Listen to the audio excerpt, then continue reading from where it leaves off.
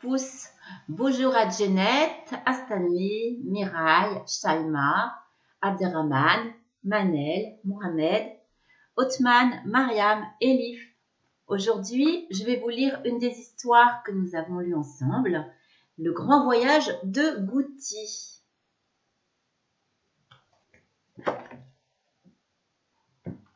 Le grand voyage de Gouti.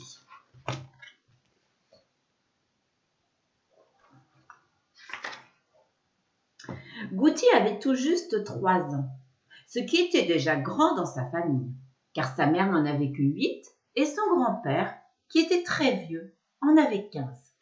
Ils habitaient dans le plus gros arbre de la plage, dont les racines avaient la forme d'une immense araignée.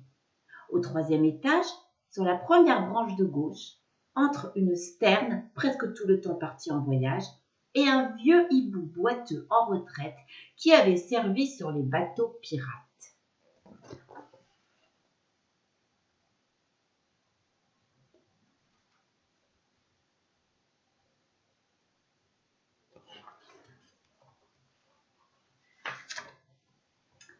Maman disait que Gouti ressemblait beaucoup à son grand-père, qu'il était rêveur, comme lui.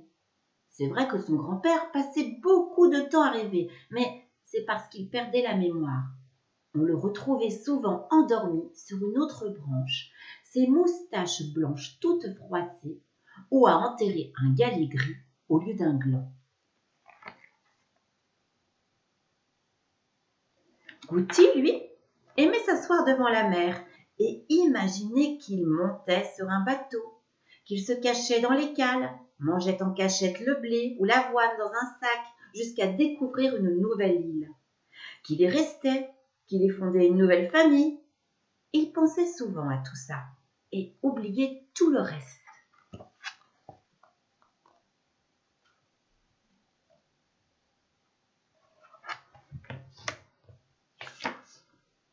Pourtant, il avait du travail.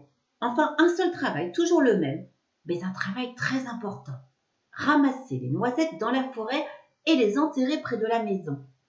Parce que si toute sa famille s'était installée ici, c'était à cause de la forêt.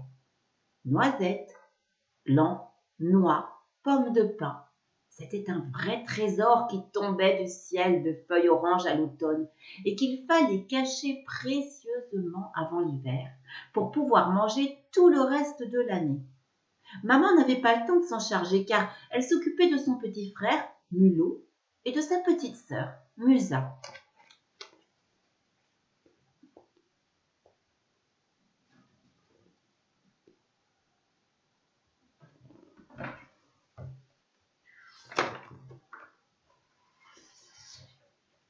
Comme chaque jour alors, Gouti ramassait et enterrait les fruits. Puis, il regardait la mer et rêvait. Et chaque soir, sur le chemin de retour vers leur grand arbre, il se rendait compte qu'il avait oublié les endroits où il avait enterré les fruits. Sous un gros galet? Entre les racines d'un arbre? Près d'un coquillage? Impossible de s'en souvenir.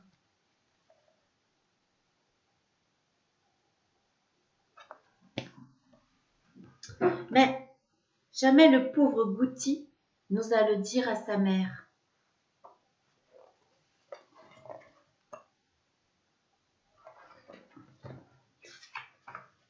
Les jours passèrent, se ressemblaient, et chaque jour, Gouti était plus honteux, et moins il osait avouer à sa mère qu'il était trop distrait pour un travail aussi précis et méticuleux. Un matin, l'hiver arriva. Toute la famille de Gouti quitta sa branche pour aller se cacher sous l'araignée de racines.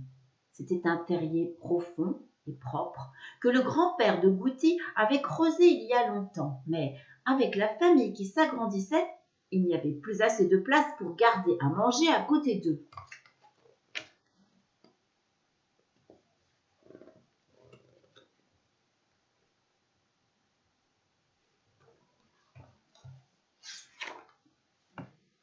Ils dormirent 6 mois, mais ce fut comme si cela durait une seconde. Quand ils se réveillèrent et remontèrent à la surface, Ils crurent qu'ils n'étaient pas ressortis du bon côté de la terre. Devant eux, il n'y avait plus leur grand arbre, ni sterne, ni hibou. Pire encore, il n'y avait plus aucun noisetier, aucun noyer, aucun chêne, aucun pin, plus de forêt. Une tempête avait arraché tout pendant l'hiver.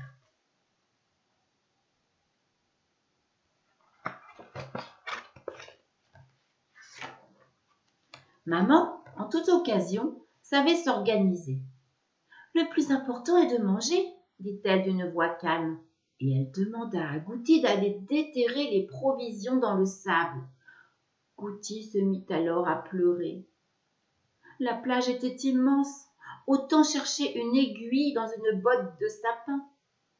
Et ils seraient tous morts de faim avant d'avoir trouvé la moindre noisette.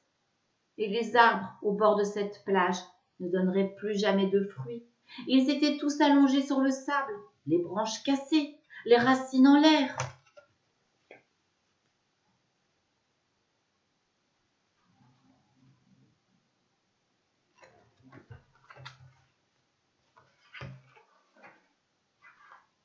Maman ne gronda pas Goutti. Elle se contenta de dire « Nous devons partir, les enfants. Il nous faut trouver un autre endroit pour nous nourrir. » Et elle demanda à Goutti de porter sur son dos Musa, qui était encore petite, pendant qu'elle portait son grand-père, qui semblait avoir encore vieilli de 2 ans pendant la seconde qui avait duré leur sieste d'hiver. Ils firent le tour du monde.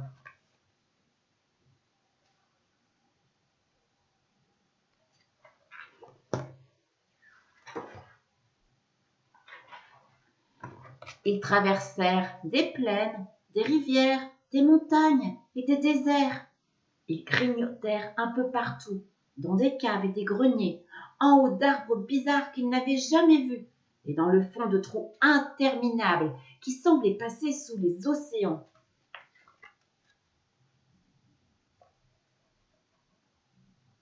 Ils se firent chasser à coups de balai. Ils firent hurler des enfants dans des écoles, de vieilles dames dans des églises. Ils voyagèrent dans des camions et des bateaux, et même une fois dans un avion.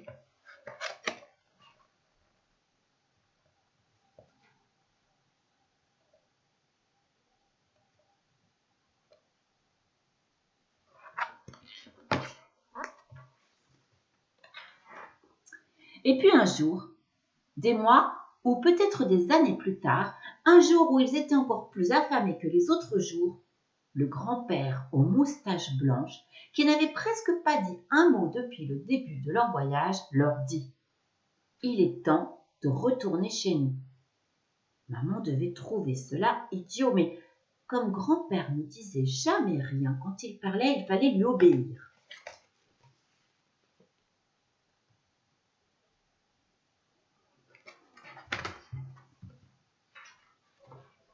Et ils rentrèrent chez eux. Ils étaient tristes, car ils se souvenaient des arbres de leur forêt couchés sur le sable, de la plage immense sans plus une seule feuille pour se cacher, des coquillages vides, des branches mortes, un désert pire que ceux qu'ils avaient traversés. Ils crurent d'abord qu'ils s'étaient trompés de plage.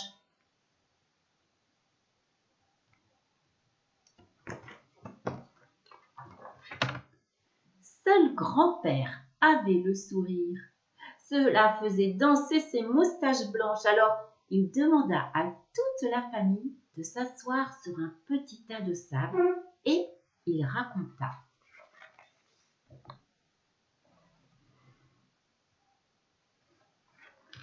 Il y a longtemps, quand j'étais petit, que j'avais l'âge de Goutti, j'étais déjà distrait et je rêvais de faire le tour du monde.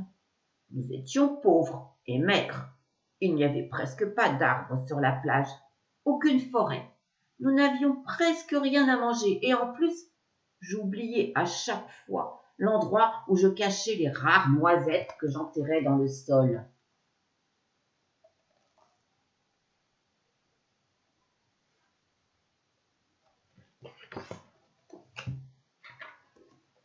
Et puis un jour, d'une noisette oubliée, d'une seule noisette, un arbre a poussé, et sur ses branches ont poussé 100 noisettes, et puis un autre arbre, et puis encore un arbre, une forêt, celle où vous êtes nés. Chez nous.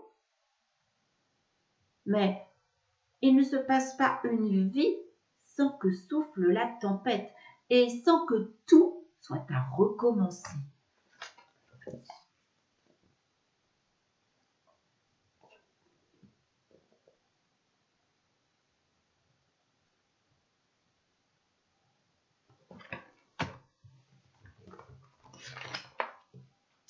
Alors, ils avancèrent sur le sable, sur la plage déserte, à la place des centaines de noisettes, noix et glands enterrés et puis oubliés par Goutti, avait poussé la plus grande, la plus dense, la plus verte des forêts qu'on ait jamais vues au bord d'une mer.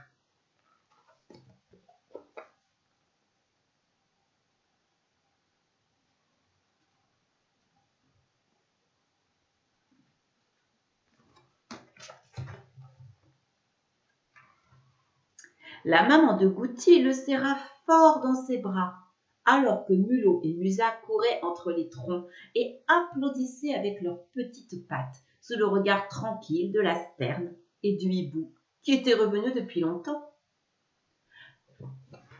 Le grand-père de Goutti dit alors qu'il était très fatigué, qu'il allait bientôt s'endormir. Une seconde, mais une seconde qui durerait plus longtemps que l'hiver. Mais avant, il avait une dernière chose à dire à Goutti.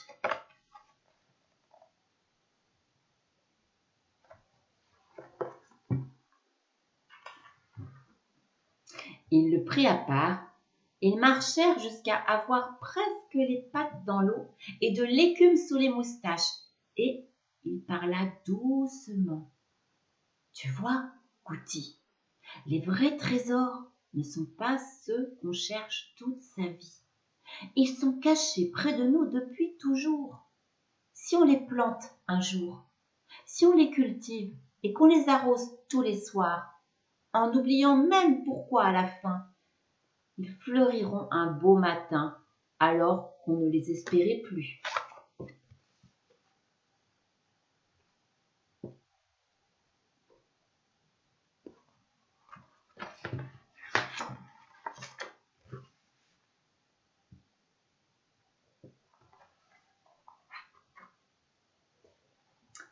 Voilà les enfants, je vous dis à très bientôt et je vous lirai l'histoire qui s'appelle Allez Mémé. Voilà, à bientôt.